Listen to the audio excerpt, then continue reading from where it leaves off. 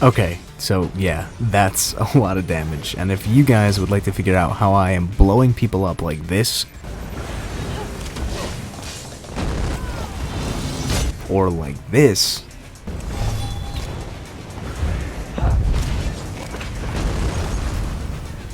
then maybe you should stick around, because I'm about to show you guys exactly what I am using and exactly what I am doing to achieve these results. Hello, hello, hello, ladies, gentlemen, and others, what is going on? How are you today? It's your fella Kuro here, reminding you that, in case no one has told you recently, you are amazing, and you should never ever forget it. Today, guys, I have for you a brand new Ranged Magplar build that I have been playing the last few weeks, getting it ready for High Isle, and I think it's just about ready to go. And let me tell you what, this thing is so much fun to play. Now, compared to the typical Jab Magplar, it may have some shortcomings, but it does do better in some regards, and what it has going for it has going for it in spades. If you're looking for something a little different, a little wacky, a little wild, and a little fun, I think you may enjoy this. This build is extremely fast, it's pretty tanky, and it hits harder than your dad with the added range of a 50 caliber sniper rifle.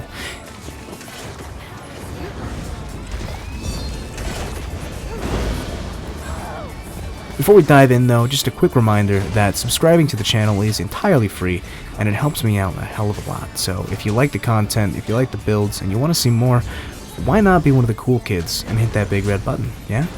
Now let's go ahead and get on into this build, shall we?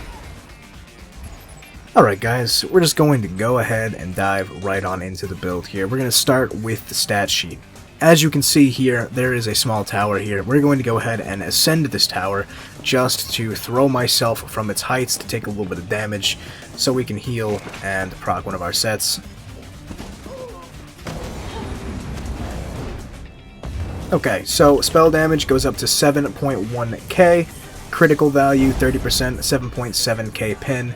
That is plenty, very, very solid offensive stats there. 30% crit value, definitely pretty damn solid in my opinion. When it comes to our Magicka, we're at 26.7k, that's been plenty for me. When it comes to health, 27,000. When it comes to max stam, 15,500. That may be a little low for some of you guys, but it's been plenty for me. You can adjust it accordingly if you feel like you need to. When it comes to our recoveries, we got 1700 Magicka recovery, which is more than enough, and we have 1052 stamina recovery, once again more than enough on this build, and it feels very, very comfortable. I'm going to throw myself off of this small tower once again, just so you guys can see the resistances buffed up, because I feel like they're nothing to slouch at, nothing to scoff at. I don't know what the phrase is, to be honest.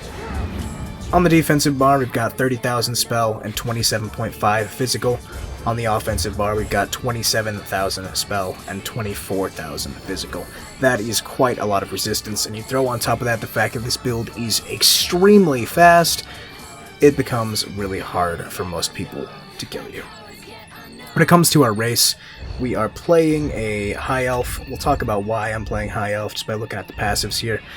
This gives us a additional bit of stamina sustain. Very, very nice with the way this passive works. I don't want to go too into it, but just know that playing High Elf means you're going to have better stamina sustain on this build. And also, when you're channeling an ability, you take 5% less damage. Very simple, straightforward. We do have 2 channels on this build, so having this to make us take less damage while using them is a little boon on top. Then of course we get 2000 max Magicka for the damage, and 258 spell damage again for the damage and healing, of course. When it comes to other races, you could play literally any damage race on this. You could go Dark Elf if you want to, it would honestly be pretty solid. You could go Orc for the speed, it's also going to be pretty damn solid. You could go Khajiit for the crit, because we do have a pretty decent crit value, and you could take advantage of it. Crits hurt. So yeah, those are all very good options. I just like High Elf the best. And when it comes to our Mundus Stone, we're using the Apprentice for more spell damage. If you go Khajiit though, go with the Shadow, because that's a lot of crit damage. People are going to blow up. Let's go ahead and look at the sets here. There are 5 main sets that this build could utilize, or at least I think personally it could utilize. There's crafted options, there's purchasable options, and there's farmable options. Let's talk about them and why I am using what I'm using versus what you could be doing instead. On my front bar, I have a Burning Spellweave Inferno Staff, Sharpened, Shock Enchant.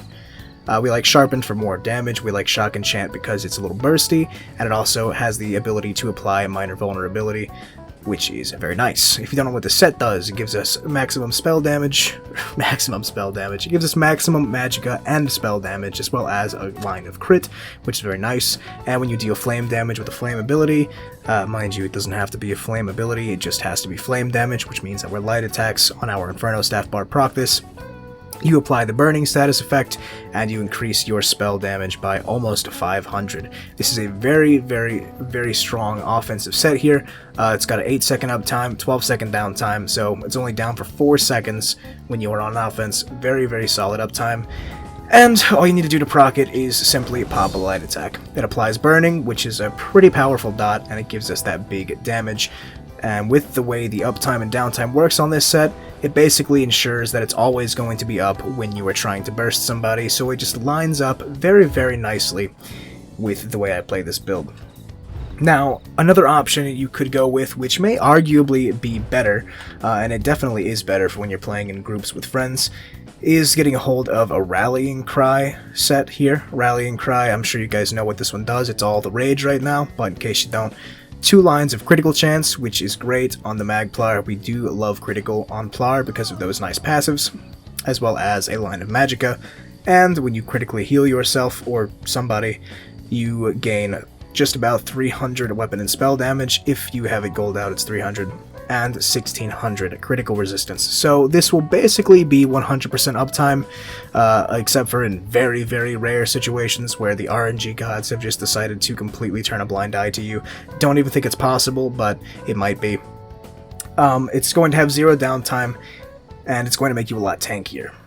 That is very, very nice. On top of all the resistances we have, having this extra critical resistance would make you pretty damn hard to kill, and if you're playing with friends as well, again, it's going to be very helpful for your homies. They'll love you for it, and you'll crit a lot. So it's pretty straightforward here. Like I said, it may be better than the Burning Spellweave. However, I like to go with the Burning Spellweave for a couple reasons. Main reason being it's a little quirky. Who do you see using Burning Spellweave on a range build like this? I'm sure someone does it, but not anyone that I've noticed. I don't really look at build videos though. And second of all, the damage is just going to max out a couple hundred spell damage higher than the Rallying Cry setup after buffs. So that's why I use this one. And I also farmed it, so you're damn right I'm going to use it. When it comes to the back bar, the set that I like the most is the Olarime set. We're using a Defending Restoration Staff with a weapon damage enchant, so we get a little more damage when we do a little poke with our light attack. There you go. The reason we're using this is that it gives us 2 lines of sustain, which are very nice. If you are fortunate enough to not be terrible at PvE, like I am, you can get the perfected version that has a line of magicka as well for a little more damage, a little more sustain. Or not sustain, healing. That's cool if you got it. If not, it doesn't really matter. When you cast an ability on the ground, you leave a circle that gives Major Courage. That's 430 weapon and spell damage for you and your group, if you have one. If you have friends, I usually play alone. Totally by choice. I swear I have friends. Maybe. Anyway, really good set. Again, this one's going to have no downtime if you make sure to rebuff yourself pretty frequently, which you probably will. If you don't, you should get on that, figure it out. And it's quite a lot of damage. When it comes to back bar sets, though, I know this one is a bit of a pain in the ass to get if you don't want to enter a trial, if you're a little shy. I know I'm a little shy, I'm also lazy. So another really good choice is to just craft yourself one of 2 sets. One is going to be the most damage possible, that is going to be Clever Alchemist here on screen. Health, weapon damage, spell damage. When you take a potion, big boost to weapon damage, spell damage. That's going to be the burstiest possible set you can get, but it's got a hell of a downtime. But it's craftable, which is nice. Now, the other choice is to sacrifice some damage and put on Wretched Vitality. This set here, recovery, weapon spell damage, and a shit ton of recovery. This comes out to unbuffed about 530-ish of both recoveries. Very helpful on this build where we're not using tripods or anything like that. and it gives you the ability to use a tri-food instead of the recovery food we're using, so your damage and healing are going to be similar, but definitely a few % lower than using one of these damage sets. That is up to you. If you would like to go the more sustain, a little less damage route, craft that one. If you want to go with just absolutely nutty damage, you can use any of the other sets I've talked about on your back bar. Olarime is my favorite, clever, totally viable. You can use Rallying Cry on your back bar. Doesn't matter. Any combination of those 5 sets that I just mentioned is going to be very strong on here. When it comes to the monster set of choice, I have been using Magma Incarnate. Now, the reason I'm using this set is because it's a bit of a jack of all trades. It gives us sustain for both resources as well as a good armor buff and a good spell damage buff. And if you are in a group with friends and you are using Magma, you are using Olarime, and you decide to go with Rallying Cry, that is a ridiculous amount of buffs for your entire group, and they will love you forever. But again, I choose to play alone because people hold me back. I have friends. It's a very good set if you can get a hold of it.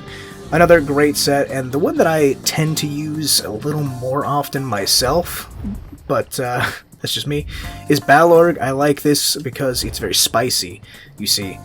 We use a very expensive ultimate, and with the way Balorg works, giving you weapon and spell damage as well as penetration equal to your ultimate's cost, this will make your meteors absolutely delete people from existence. And it's very, very nice. I've hit people with 14, 15k crit meteors before using this set. Really, really, really stupid. Especially when you consider the fact that our meteor can't really be dealt with in a lot of situations. So, I like this set for the damage. You're going to lose out on tankiness, you're going to lose out on sustain, but you're going to gain a ridiculous amount of damage potential. If you're in a group with friends and someone else has got Magma on, put this on. You won't regret it. But either one will work for you. Magma is just a little more one-size-fits-all. Now, on my chest, I have a heavy trainee piece, and on my other 4 body pieces, you just fill in with Olarime or Burning Spellweave here. Depending on what sets you're using, you can mix up the armor weights. I like to do 2 medium on the monster set, with the heavy chest reinforced, and all of the 4 light pieces here, just to give me a lot of crit, a lot of pen, as well as a little bit of weapon and spell damage here. But really, that is entirely up to you. Mix and match. If you're using a crafted set, you could do 3 light, 3 medium, 1 heavy. You could do all light with 1 heavy. Definitely get the 1 heavy in there, but it doesn't really matter how else you go about it. You could use more heavy. You could do 3 here. It's really totally up to you.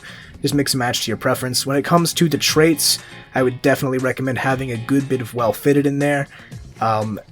If you were not using Rallying Cry, I'd go 3 well-fitted, 3 M-Pen. As you can see, my traits are absolutely fucked, but that's not too important here. If you are using Rallying Cry, just go with literally everything well-fitted except for your chest, make that reinforced. And you will feel really, really good. You will sprint for almost no stamina, you will roll for almost no stamina, and your sustain will thank you. Now, down here in the jewelry, this is where things get a little weird, a little wacky, a little wild. We've got 2 Burning Spellweave to finish off the set, and then I am personally using the Mark and Ring of Majesty. I know some of you guys would ask, why not use the Sea Serpent's Coil? The reason that I don't want to use the Sea Serpent's Coil is just because I don't like the slow that it provides to you. That's really just a personal playstyle preference thing going on there. You will definitely cap out with a lot more damage using the Sea Serpent's Coil, but I don't like going slow. As you can see, I've got 3 Swift on this build. So we're using the Mark and Ring of Majesty. This is going to give us 200 weapon spell damage as well as another little boost to our armor, making us tankier. And we get to use the 3 Swift here, which just make us go extremely, incredibly fast. This is about 20% movement speed. If it was all gold, it'd be 21. And then we have Celerity in our CP, which gives us another 10%. So that's basically 100% uptime on Major Expedition. And then we also have Real Major Expedition stacking on top of it for about 60% extra move speed. If you've got a few medium on, you get to sprint for even more speed. He's going to be very, very hard to catch boy. And when you throw those nice resistance values on top of that, you become very hard to kill. You could try not using Swift. If you're in a group, you don't need it. You could probably just stack more damage. But alone or in a very small group, I definitely recommend the Swift because we're not using a sword and board. We can't block. We don't have on bubble, so we don't get to be super, super tanky like that. so I just need a little more speed. That's the defense that I've chosen on this build. Also, keep in mind that our main attack here, Dark Flare, has a long channel time, so if people are able to just get up in your face and start bashing you or beating your fucking face in with clubs and hammers and whatever, you know, what have you, it's going to be really hard to get that off. So I like to be able to have that speed to reposition myself and put myself in a more opportune location to attack from whenever I want to. And it can really help you, especially if you are outnumbered by 67 people, because sometimes not getting hit by things is the best form of mitigation. Now let's talk about the skills real quick. On my back bar, onto the dead. Very straightforward. This is our burst heal. This is your oh shit button. Press it when you're about to die. Sometimes you're almost dead. You've got 7 people behind you, and you just have to do this 5 or 6 times. It definitely hurts your sustain, but god damn it, do it if you have to. Then we've got Race Against Time. This is our snare removal as well as speed buff, and on top of that, it also gives us more critical damage, which is very nice with that critical value we have. Makes things go dead really quickly, and makes us move very quickly. Then we have Channeled Focus. This is our armor buff, as well as a little heal and a sustain buff. You don't ever want to play without this. Then we have Extended Ritual. This gets rid of negative effects. It's a heal over time on the ground, and it's just generally very useful. Don't use the other one. Then we've got Rapid Regeneration. If you're playing with friends, you could use Radiating Regeneration, but the healing on this build feels a little weird because, again, I'm not using Bubble, so I like Rapid Regen. It's a little burstier of a heal over time, while the other one lasts longer and is more likely to actually heal you. It just doesn't heal for enough, in my opinion, so I use Rapid Regen still. When it comes to our defensive ultimate here, I'm using Light Giver, but you can use, or Life Giver, you can use whatever defensive ultimate you want. I just like this one because it is very, very good at keeping you alive. It is a very potent heal over time, hold on, wait a second, my brain is blowing up. Oh, wow, I am dying inside. It gives you 10,000 health every second for 5 seconds. This is unbuffed, remember that.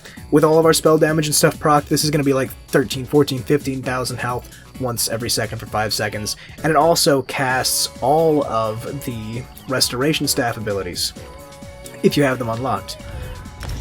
So that is just a bit of additional healing. You're going to get a Healing Ward thrown on you, you're going to get a Blessing of Restoration thrown on you, you're going to get a Rapid Regen automatically applied, and you're going to throw down a Healing Circle. Big boy healing right there. You could also use Swarming Scion. It's a lot more expensive, but it could be more useful in a lot of situations. It gives us more damage, pairs very, very well with Balorg. It's a very good oh shit button as well. My only problem with it is that it is extremely expensive. It costs even more than our Meteor, and our Meteor is already a pain to wait for. And when I need a defensive ultimate, I need it now. So that's why I use Life Giver. It's a lot cheaper. You could also use this one. I am just too lazy to level up my Psijic Order, but it's still pretty good too. Then on the front bar, we are using Purifying Light. This is our primary, well, not primary, but it's a very strong burst utility skill here. You put it on somebody, you do a lot of damage to them, it blows up, they die. Pretty simple, pretty straightforward. Then we have Aurora Javelin. This is our stun. It is unblockable, it goes through all armor. This is very, very helpful because it basically has no counterplay. People can dodge it, that's all they can do. Sometimes they dodge 6 in a row and you want to die, but hey, what can you do?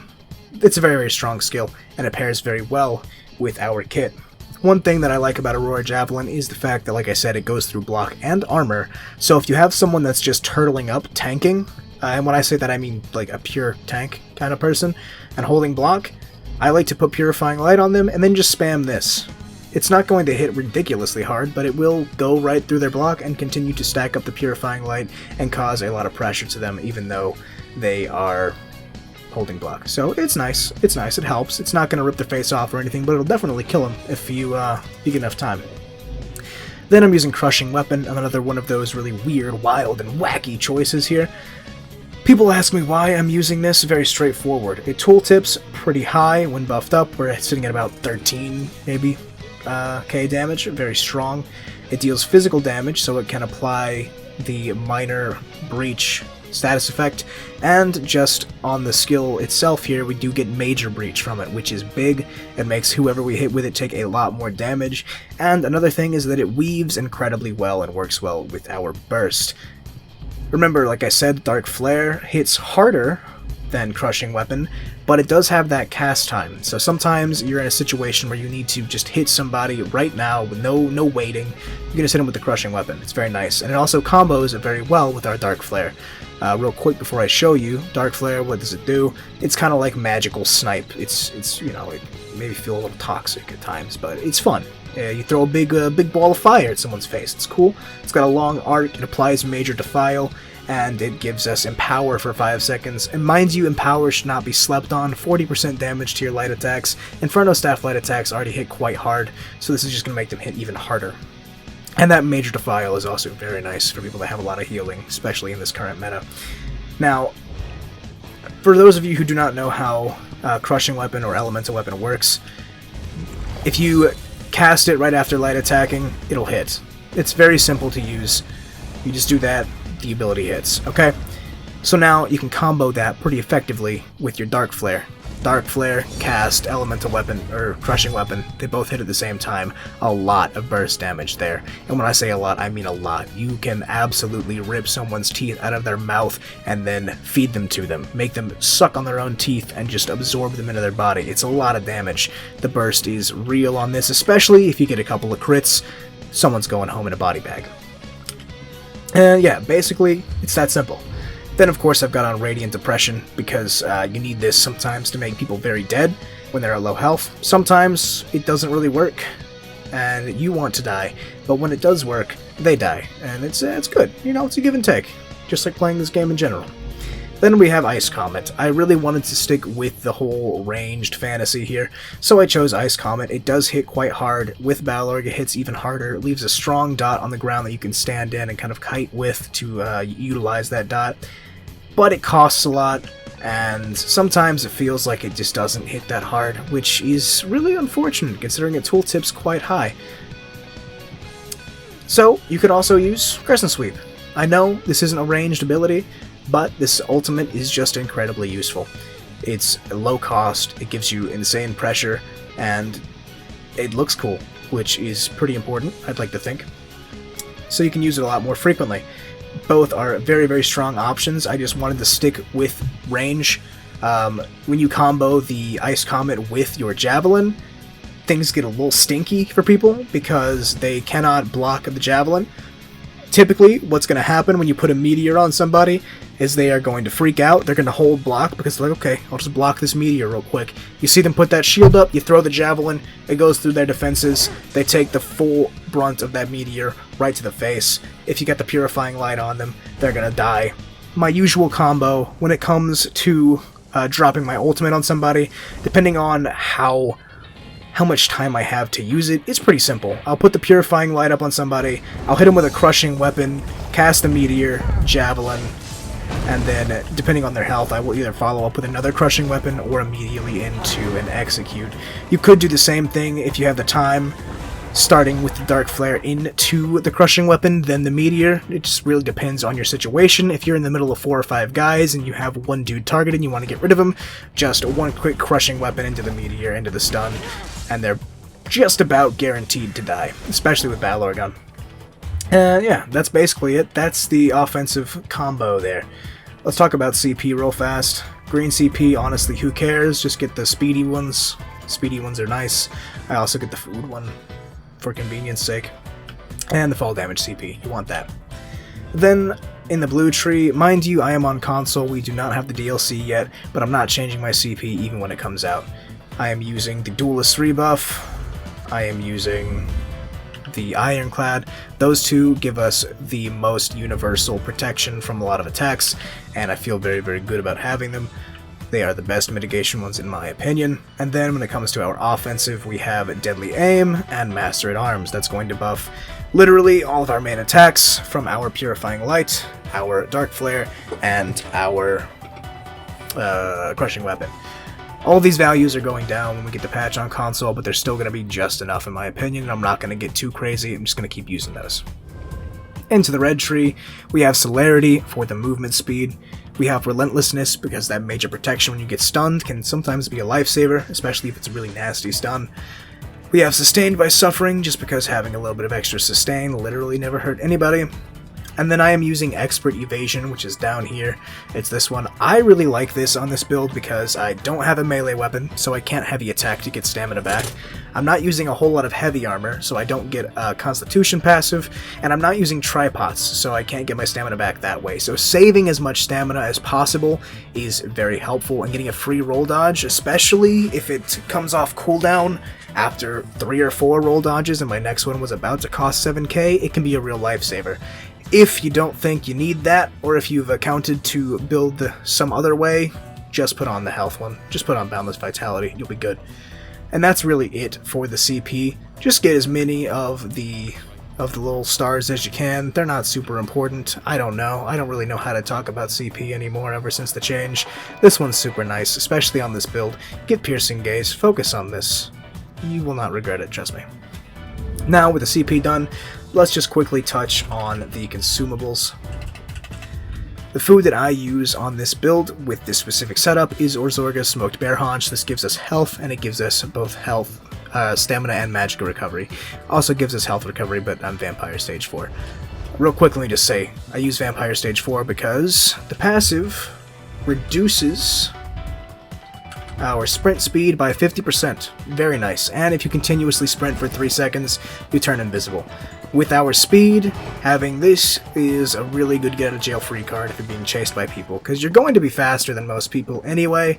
Having the ability to turn invisible and readjust is pretty helpful. So that's why I'm Vampire Stage 4. If you don't want to use that passive, don't be Stage 4, just stay at Stage 3. But anyway, Orzorgas. We use this, it gives us Magicka and Stamina Recovery. We need those, otherwise we will not sustain. I guarantee you, you won't. So you want this. If you can't afford this, or you just don't want to dish out the dough for it, you can use the Jewels of Misrule right here on screen. Basically the same food, just slightly less on all the values, but it's a lot cheaper. If you are going to use Wretched Vitality, do yourself a favor and just pick up some Bewitched Sugar Skulls. Simple, just a big tri-food. That'll give you very nice, robust Magicka and stamina pools, as well as a lot of health, and that's how you're going to gain back the damage that you lost from dropping a damage set. When it comes to potions, there are 3 potions you want to keep on you, and when I say want, I mean usually when I go over potions, it's pretty optional, and there's one main potion, the other one's like, well, you could use this. I do not recommend going into PvP on this build without these 3 potions on this build, okay? First and foremost, Spell Power Pots. Really simple, easy to get, you can buy them with AP. They give you Sorcery and Prophecy. You want both of those because that's going to be your damage. It's how you get your crit, how you get your spell damage, as well as sustaining your Magicka. You want to hold on to this. Now this is the most important potion. Do not play without this potion on this build or you will be miserable. It is the Essence of Detection. I am using this one here, which gives us Sorcery, Magicka, and Detection. You have no other way of finding Nightblades on this build. You can't jab to pull them out, you can't do anything to pull them out. You need to have these Essence of Detection. There are a few little nuanced ways you can pull Nightblades out, but it's just you're gonna be miserable if you don't bring your tech pots on this build. You need them, bring them. And then lastly, you're gonna want to keep tripods on you. I usually don't use them, but sometimes a situation just gets a little too hairy and you need that extra stamina sustain. So nothing wrong with popping a tripod every now and then. Bring a few, you won't regret it, because you usually don't need them. But when you need them, you fucking need them. And that's it, guys. That's it for my my build, my Ranged Magplar build. Very simple, very straightforward. I give you a few options. I hope you liked it. If you're going to try it out, let me know. If you think it's terrible, let me know. It might hurt me a little bit, but I'm a man. I can take it, more or less. If you guys like live gameplay, if you want to see me playing this build live, just to see what it looks like in a live setting, I stream on Twitch every day at twitch.tv/KuroPvPs. There will always be a link down in my description and pinned comment to the Twitch. You could also join the Discord if you like the build a whole lot. You could consider becoming a YouTube channel member and supporting me a little bit directly that way. Anyway, guys, that's it for the build. I'm going to go ahead and get out of your hair. Hope you like it. Love you guys. Kuro out. Wow. Get me to the altar. follow you around like talk in these bars.